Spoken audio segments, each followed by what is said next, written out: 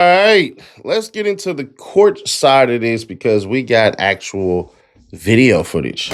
Your Honor, the court heard repeatedly the name Roy Lee Pate regarding how this feud got started. It's in the grand jury testimony, and Louisville PD even asked the defendant, does this feud have anything to do with Roy Lee Pate? And he said, I think so. Now, the shooting and the death of Roy Lee Pate will not be admitted as 404B evidence against the defendant that he committed it. It's merely going to be suggested as the starting point between the feud between the parties. And we know that it has something to do with this feud because hours after his death, the defendant is shot while driving home multiple times. Louisville PD tells him the next day that the vehicle that pulled alongside of him belongs to the decedent's head of security. 2 months later, more Sprinter vans shot up. Now, both of these shootings are not extraneous offenses committed by the defendant. They are not other bad acts committed by the defendant. They are not 404B evidence. Rather, they are contextual, pre-existing events that led and explain why the offense occurred. They go to motive, Your Honor. Because 2 months after Moore is shot, or his Sprinter van is shot up, the decedent releases his song 219. And in that song, he makes certain declarations that he is responsible for both shootings. Now, these declarations, these statements against interest, leave no doubt in the defendant's mind who's responsible for the attempt on his life or the attempt on Moore's life. It is the state's theory, Your Honor, that the defendant and co-conspirator Moore conspired to finance the murder in retaliation for the attempts on their life. The state's case is further supported by the subsequent events that occurred afterwards. We heard from Detective Barnes concerning the Unruly Citizens concert. There, Detective Barnes and his partner felt they needed to step in because the violence had escalated to the point that it would be dangerous for the general public. Again, the event in itself is not 404B evidence, but what we do get is the defendant's admissions after the event, right? And the court got to see his social media post right afterwards. That goes directly to motive, and it is further evidence of ill will between the parties because he says it in, if you recall, everything is not sweet on this end regarding his relationship to the decedent. Right after the concert, Your Honor, we have the V-Lad interview, where we get to see the defendant or hear him attempt to say that he doesn't know who the decedent is, right? See, the internet has tricked people into verifying how thugged out you are, how gangster you are, how whatever it is that you are supposed to be as far as street, right? And that's cool. But when it comes back and bite your ass, that's what it is. That's why if you've seen certain interviews of people, when they say, I'm a street dude, I'm a street dude, I'm a street dude, but they spend all their time in prison. No, you're not. A real street dude stay on the streets. That's why you don't take it to the goddamn internet. But it gets real intense. Y'all about to enjoy this one. Roll it. And then we get a good insight into his beliefs concerning forgiveness and his need to get the lick back. These admissions are pure motive evidence. After that, we have the defendant's attack on Rainwater, the decedent's manager. Then Moore is shot again. This time he's shot in the leg. Again, the shooting of Moore is not 404B evidence. 2 weeks later, the decedent is ambushed by Moore's associates at V-Live in Houston. And then 2 months after that, we have the murder.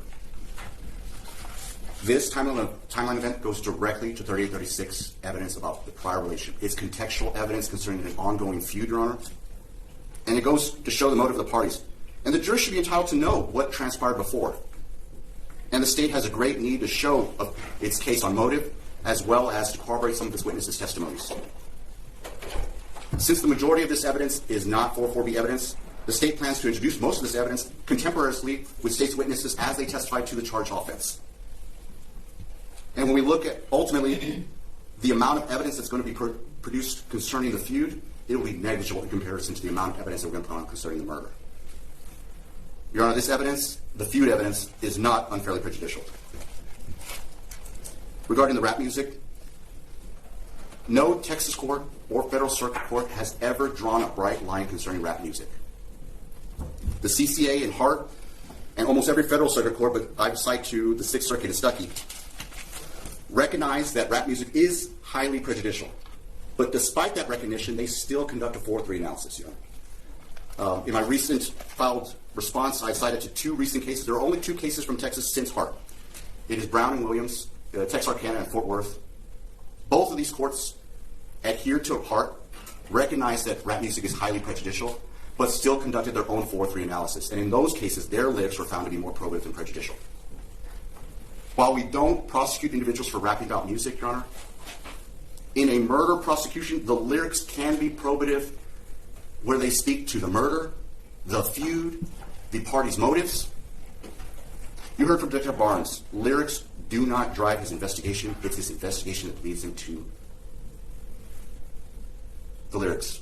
Even Dr. Nielsen conceded that sometimes events in lyrics can be true. Last week we heard about rap music concerning how it depicts and glorifies criminal activity and violence. And it speaks to and depicts guns, drug trafficking, the gang lifestyle, degradation of women, foul and overly aggressive and sexually explicit language. But the songs that the state has selected do not contain all that. In fact, they are braggadocious about criminal activity, but the criminal activity mentioned is directly on point to the charged offense. They talk directly about placing bounties for reprisal, they talk about the murder, and they talk about the feud. In fact, all but one of the cases, Your Honor, reference directly to the decedent. So let's just go ahead and say what he said is true, which, in my opinion, ain't really true. It's just some rap shit anyways. Did they ever talk about how much? If you're going to bring this in, eventually you had to say how much. If Seti Nash said, yo, I'm the dope-ass basketball player, you say, no the hell you not, I'll stop you. The damn things that I better say next are how many I'm going to drop on you, what I'm going to do to you, and literally how I'm going to brag about it afterwards. But if I never say, yeah, bro, I'm going to drop 21 on you, you're going to score 0, that doesn't make me a great goddamn basketball player. See, when they're not talking about the numbers, that's when I start to go, man, you just using rap for some bullshit, because he admits it. He says it's probative. He's saying that, yeah, it absolutely will make the jury in basically sit in a space in the place where they go, yeah, this is some violent ass shit he talking about. He already guilty. Yeah, nah, hell nah. You can't say, in my opinion, you can't say, yo, this is all bad, but your ass didn't drop a damn number. Because if it was really about you putting bounties and shit when, what's his cousin's name? Young Dolph got killed, he put in a song, they got 100 on my head. These is his exact lyrics. Hit Us, the first case, the first song. This is the one that does not reference the decedent, but the court heard from Detective Barnes why it's important. During this feud was the first time the defendant ever talked about placing a bounty on someone. Then we have Kicking in the Streets. Grand jury testimony shows that this song is a direct response to the civil suit. The timing of that song, the context of the song is probative. It goes to the ongoing feud, it goes to motive, and it shows the escalating violence between the parties. On Your Head. This song is directly on point to the charged offense. Both Moore and the defendant talk about placing bounties for reprisal, and Moore takes it one step further. He says he's put 50 bags on the decedent. Grand jury testimony will show you that this song is eerily on point to the charged offense. So that right there literally is the shit I'm talking about. If you're going to say there's a bag on somebody's head, it has to be a certain amount, or you just talking. And he said that it's a 50 ball. So if they're able to show through text, through transactions and all this shit, it's a 50 ball, yeah, Yella ass is fried. I don't know what the hell to tell y'all. But yeah, that would be proving exactly what the hell happened, and that he was basically self-snitching, or what do we call it? He basically shysted himself. Now, defense is going to argue that Moore's lyrics in that song shouldn't come in because he's not a co-conspirator. Well, Moore's lyrics come in for two other reasons. One, it's a statement against interest. And two, it's an adoptive admission by the defendant. These are commercially produced songs and performed by the defendant. He has full editorial rights, and the fact that he kept it means he adopted it. Take 3, Mo 3, Take 3. The title, the subject matter, the mockery of 219, or the mimicry of 219. The timing is so probative in this case, Your Honor, because hours after the murder, the defendant text messages this song to a co-defendant, Jerry Johnson. And this song directly references the decedent, the murder, and placing bounties for reprisal. Equally as probative, Your Honor, is gassed up. We saw evidence that it was composed days after the murder. It appears not to be finished, according to Detective Barnes. But just the same, it was text message to Jerry Johnson. Again, another never-before-released song. It speaks directly to the feud, the murder, and contains threats of continued violence towards HMS associates. Next, we have the co-conspirator songs. Hypocrite, Laugh Now, Sure. We heard from Dr. Nielsen. He says that these are celebratory songs of the murder of Mo 3. Here, Moore lists out several autobiographical events, and when he does it as justification for the murder, as well as he outlines certain details of the murder in all three cases. This is probative of retaliatory motive and goes to the conspiracy. In fact, Laugh Now is probably the most important of the three because this is the song that he previews to the defendant during that Instagram post call live, right? And we get an opportunity to see the defendant's facial expressions as he's listening to the song, as he's reading the follower comments, and it reeks of consciousness of guilt. Now, in that situation, the state wouldn't be admitting that song for the truth of the matter asserted. It would go to his state of mind, the consciousness of guilt, and motive. Authorship. Defense raises the issue of authorship concerning these songs, yet in their motions they concede that these songs are artistic expression of the defendants, and that's because they're raising a First Amendment claim. You don't have First Amendment rights to words that are not yours or speech that isn't yours. More importantly, if we look at the cases where authorship is called into question, it is not commercially produced songs performed by the artist. Authorship is not an issue here, Your Honor. That's going to be some BS because you're basically painting with a wide scope. If I say these songs aren't written by me, but they're also freedom of speech, it still doesn't refute either or. That doesn't make any damn sense. You're basically saying, he wrote songs and it's not freedom of speech. And I'm saying, I didn't write the songs and those songs are freedom of speech. That's still saying the same shit. Two different ways to look at the same thing. You can't allow this shit in because one, it's not mine, and two, it's freedom of speech, so it shouldn't be in there. That's called doubling up on your order. Not yeah, that's why I despise a lot of DAs because they play that bullshit in people's faces, and at times we eat it and go, damn, he got a point. He doesn't have a point. That's you saying, nah, that shit ain't true. And on top of that, even if it was true, this right here. As you heard from Detective Barnes, these were not just words, people were dying. He further told us that everyone in this case has been shot. This evidence, Your Honor, is not unfairly prejudicial.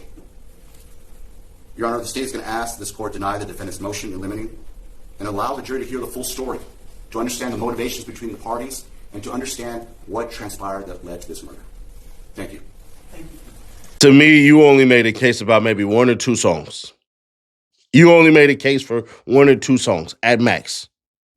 So that's the vacuum that he's trying to use is to incorporate 5 damn songs. You didn't do that. You're supposed to make an argument for every single one. We've seen in the feds where they say, this song right here for Lil Durk says this right here. And then this song right here says this right here. And this song right here says this right here. And this song right here says this right here. He only referenced really 2 songs in the shit that he's talking about. And if the judge don't pick up on that, then y'all screwed over there. At max, 2 songs. May it please the court, Your Honor, we just heard Mr. Vela say that the evidence they seek to admit isn't 404B2 evidence. He said 404B, I assume he's 404B2. But it goes to motive. One of the exceptions to get in evidence not directly related to the crime that the court knows, as an exception to 404B2, is motive. So he said that these aren't extraneous acts or offenses, but every piece of evidence the state wants to present to the court that doesn't go directly to the murder of Mo 3 is listed in the state's amended noted extraneous evidence dated July the 8th, 2026. So now suddenly the state is pivoting away from this being 404B2 or even 3836 as simply being evidence showing my client's motive. It's important for the court, Your Honor, to distinguish between words and deeds. in between ideas and conduct. What the rap music in this case are words and deeds of Mr. Conway. This is what he does for a living. You know, some of it, especially what we heard from Devarius Moore, aka Trap Boy Freddy, is distasteful in some people's eyes, but still, they do have a First Amendment right to make the music and to publish it. Can't be punished for exercising a constitutional right. And as a three-judge panel in the concurring opinion of Hart stated, Your Honor, singing about drugs, guns, and murder is nothing new. It's as prevalent in our culture as singing about God and love. But what these lyrics and music videos have in common is that they are artistic expressions. Using someone's art in the guilt innocence phase of a trial only as character evidence has the potential of being unfairly prejudicial. That's exactly what the state's trying to do in this case, Your Honor. Now, Hart, another distinction I want to put on Hart, it differs in our case only from our case only in the context of the introduction of the rap videos by the state. Hart was convicted of capital murder, the same offense for which Mr. Conway is charged. In Hart, the defendant testified, and upon the conclusion of his direct testimony, that's the point that the state moved to admit evidence of his rap music. The Court of Criminal Appeals still reversed Hart and granted him a new trial, even though the defendant in Hart took the stand, and the rap music that was admitted was as rebuttal evidence. Mr. Conway is not taking the stand in this case. Now, I'm not sure how hard the state's pushing the notion that Mr. Moore, aka Trap Boy Freddy, isn't a co-conspirator. We heard last week Detective Barnes make an analogy with like the CEO of UPS who sent employees out to do things. Mr. Conway is not the CEO of anything. He doesn't control Trap Boy Freddy. He doesn't control any of the individuals involved in this case. What controls whether a person is a co-conspirator is Texas Penal Code 701. That's a co-conspiracy statute that goes directly to the charge or primary offense. What I believe the state's trying to do, by trying to introduce all this extraneous evidence, is they're trying to peg my client with Pinkerton liability, as I explained in my brief, which is Section 702 party liability. We don't have any Pinkerton liability issues in this case, Your Honor. And I went into great detail about the difference between the two on pages 7 through 9 of my brief. I don't know if it was on Instagram, which I should follow me on Instagram at Setting Ash, one word, or if it was on here where I said, bro, they gonna have to throw Trap Boy Freddy up under the bus because it makes sense. You don't see Yella Beezy rapping any songs with Trap Boy Freddy making fun of Mo3. Trap Boy Freddy isn't, once again, arrested for any of this shit either, which means his lyrics really don't mean a damn thing. Because Trap Boy Freddy didn't do anything, so far that we know. And that's the point that they were trying to make there, is if these lyrics are so bad and they told and foretold of people doing bad acts because of some writing or some audio being recorded over beats, then why isn't this other person there? Because, I mean, shit, y'all acting like this is the nail in the coffin, which the dang prosecutor says, really, we got text messages and witnesses that are going to prove everything we're saying. But if you had it that dang strong, why is it that you're not sitting up here pursuing Trap Boy Freddy? Would some people call it snitching? They could, but I wouldn't say that. I would say that he's using it to say, bruh, it's really not that deep. The actual alleged co-conspirators in this case are Jerry Johnson, Keywan White, and Devin Brown. Why? Because they've been indicted. I attached the copies of the indictments in the appendix. Under 801E2E, Texas Rule of Evidence 801E2E, their statements, if it's in furtherance of the conspiracy, could be admitted. But they haven't made any substantive statements in this case, which is why the state's not trying to introduce any of their statements. They're trying to introduce every statement, either public or private, that Trap Boy Freddy's made. But again, Trap Boy Freddy is not a co-conspirator. He's not a co-conspirator under Section 701. They're trying to allude that he's a co-conspirator under Pinkerton liability and Section 702, but there's no evidence of it. They introduced no evidence. Detective Barnes himself stated, he testified under oath, that at this time, there's no probable cause to arrest Trap Boy Freddy.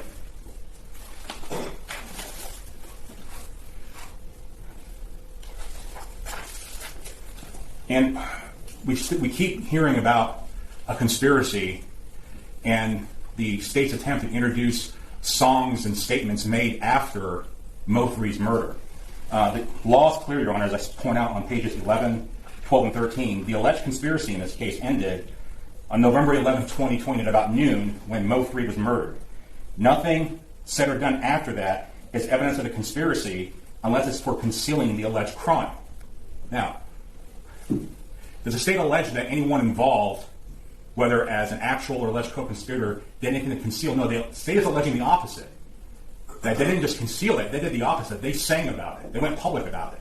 Those statements cannot be admissible, Your Honor, as I point out, under 801 E2E, because the conspiracy, if anyone existed, ended on November 11, 2020 at noon.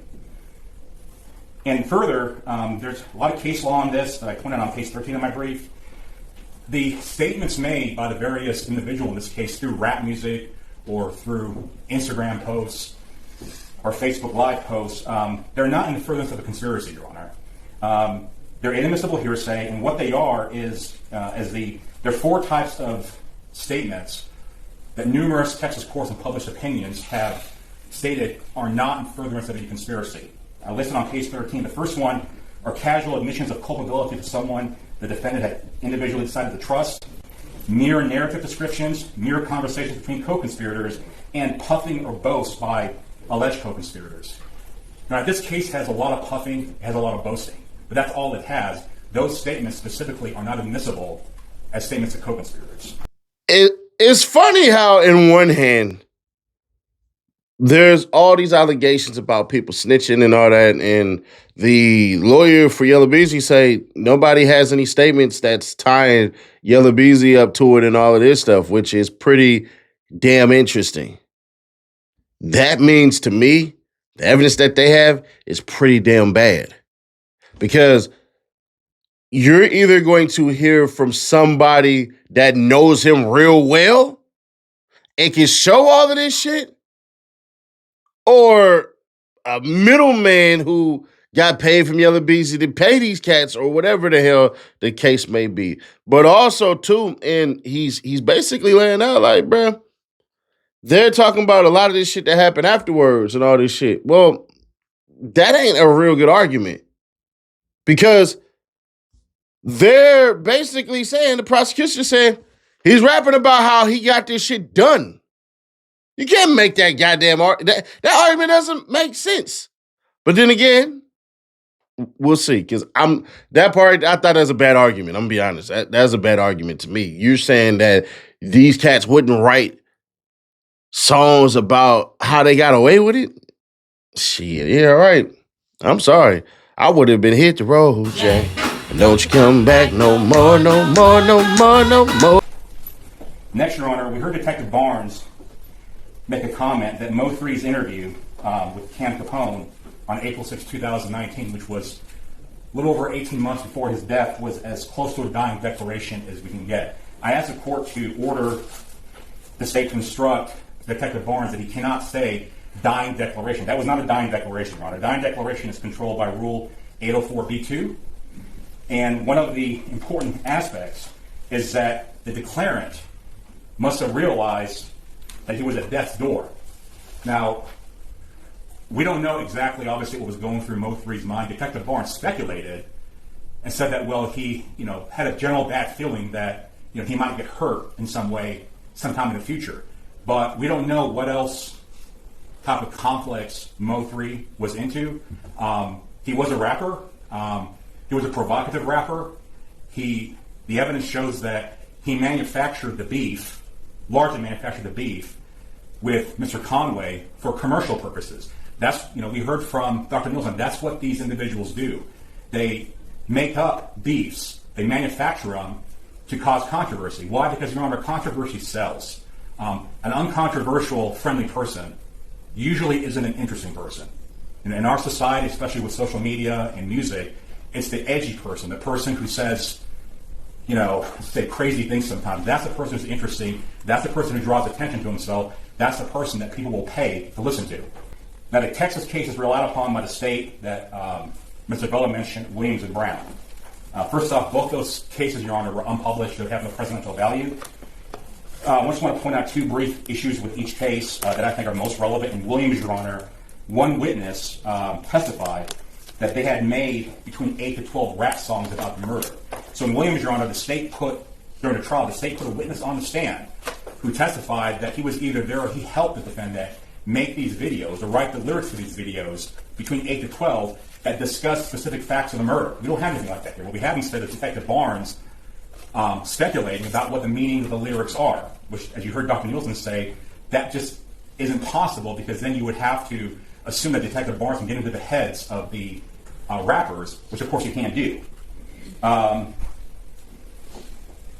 then in Brown, Your Honor, the rap music was admitted, but it was admitted only after Brown got on the stand and testified that he didn't know the reason about his father's relationship with a woman, which was the state's theory about why he paid money to have his own father killed. He said that he wasn't angry about the relationship. He didn't know why his father died. Well, all that was rebutted by other witness testimony and also his own phone calls he had made from the county jail. Here, Your Honor, again, I keep going back to it, but it's important to note, Mr. Conway has not testified. Now, if he gets on the stand and makes certain, statements that he has no idea, about why anyone's saying that, like, a certain song he made has anything to do with Mo3's murder, then yeah, under impeachment, the state may be able to get into that, but he hasn't done that yet, Your Honor. So I asked the court at minimum to hold off on admitting any of the rap songs that Mr. Conway made until we get to the point where it would maybe be admissible because he gets on the stand and testifies. Other than the murder of DeJuan Spikes, for which someone already pleaded guilty, in Criminal District 4, Your Honor, in front of Judge Collins, Randall Hunter, in cause number F19-76608, pleaded guilty to the murder of DeJuan Spikes and received 20 years in prison. The state already has their defendant in that case. To say that, without there being any probable cause that Mr. Conway had anything to do with these murders, it's so prejudicial to allow evidence of these murders into the guilt phase.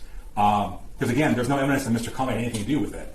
Just because he may be tangentially associated with someone the state thinks may have done something in those cases doesn't make it admissible under any exception in this case during the guilt innocence phase.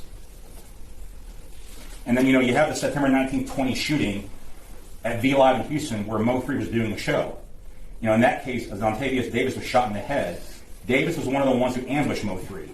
Now, even if Davis is associated with Trap Boy Freddy's record label, which is how the state is associating Davis with Mr. Conway, this has nothing to do with Mr. Conway. Again, Mr. Conway didn't directly do the actions and misfeasance on September 19, 2020. He doesn't control these people. There's no evidence that, again, he is some sort of lead. They're trying to pin Mr. Conway as some sort of leader of a gang. He's not a leader of a gang. He's not in a gang. He's never been accused of, credibly accused of being in a gang. They had pictures of this trap house in Oak Cliff that co-defendant Jerry Johnson owns. That Keewan White was seen in some of those pictures, and Theodore Thomas was seen in some of those pictures. Mr. Conway, Your Honor, has nothing to do with that trap house. There's no evidence that he went there to hang out, that he went there to deal drugs, to ingest drugs. That sort of evidence, Your Honor, is so prejudicial. And of course, with Detective Barnes on the stand speculating about the meaning of pictures, we heard a lot of that on Thursday and Friday. Of course, any reasonable juror is going to think, well, is Mr. Conway involved in that? If Mr. Conway might be involved in all of these unadjudicated shootings for which Mr. Detective Barnes says there's no probable cause to show that anyone's been charged or arrested, they're going to think, well, if he may have been involved in that, maybe he did cause Mo3's death. That's why, as the gatekeeper, Your Honor, we ask that you keep this evidence out during the guilt innocence phase. Now, normally, most people would cut that last part up and divvy it up and all that. And I couldn't, because this is what decides a lot of people's fate. This is what decides whether you walk out the damn doors. This is what decides whether your money can now go to somebody else's pocket. Because he can be sued. I believe he's being sued civilly by Mo3's estate, meaning Mo3's family. And all the rappers, because I know y'all watch this shit, y'all better be careful. The street persona shit, that's fine. But to involve the actual streets, that's stupid. The prosecution paints Mo 3 damn near as somebody who got killed for some street rap shit and all this stuff and all these and everything, when the defense says Mo 3 was chasing this shit. All right. Okay. We'll see how this plays out. I would point out that for the defense to say that Yella Beezy is this grand stand-in person who's a superstar and all this shit, why didn't you admit any songs that he did that did billboards and all this shit and compare and contrast and start where Mo 3 was opposed to where he ended with the quote-unquote beef, and then where Yella Beezy was and where Yella Beezy has been since the quote-unquote beef? If you want to paint Mo 3 as a clout chaser, which in a certain sense he was, then do that. But to just sprinkle that shit doesn't make any sense. Now, all in all, it seems like the three dudes ain't telling. It seems like the one dude is telling from how they're stating it. And if that's the case, then I think Yella Beezy has a very good chance to beat this, because without the three people saying he paid me, all you have is somebody saying that I got paid by him to do said things and all of this shit, which they're saying text messages. I'm not sorry in how I'm going to say this. It's all going to be up to interpretation. If you text somebody right now and you say, man, go get that shit done, thank you, and you send a cash app and somebody happens to die, they could use them them two things and say, yo, sent the text message, say, go get it done, and send money. And then somebody died. It would have been three things. I don't know how to want to spend that. But you actually were paying for lawn care services. And in the midst of that, they got into a fight with somebody who does the lawn care services. And basically, shit, they killed him. But they were complaining to you about how this person basically was pissing them off and all this shit. And what should they do? And you really ain't even indulging in the shit. Man, go get this shit done. Send the money. Law can say you just put out a hit on somebody or you paid for a hit. So we'll see. I believe it's going to boil down to interpretation. I don't believe they have a quote unquote smoking gun at all. I just don't. So I give Yella Beezy probably a 55% chance to beat it, 45% chance to lose. But this is all beginning stage phases. So please don't hold me to that. If different things come out, then hey, it is what it is. But as it stands right now, I can't see the judge making a decision past two songs. But it would not surprise me at all if the judge said, man, ain't none of this shit coming in. Because he's right. The defense lawyer, he's right. You know, goddamn rap expert lyrics, none of this shit. None of this stuff.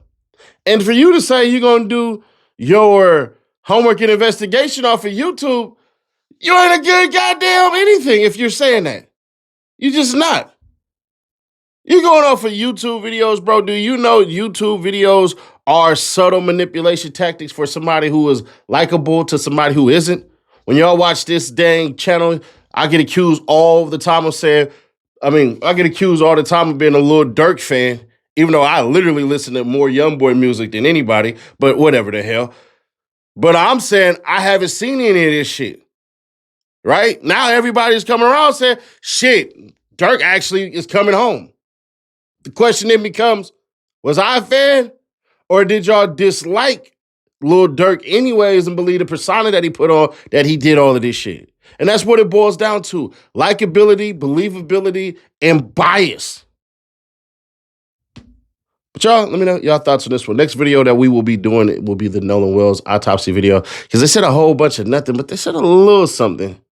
And then there's another video that came out by Jackass Tatum, but we ain't finna do none of that. We're just gonna destroy his video. But until the meantime, click right here to see how Charleston White almost got killed in the 5th Ward of Houston, Texas yesterday. Or click right here for the playlist, and I will catch y'all in the next one.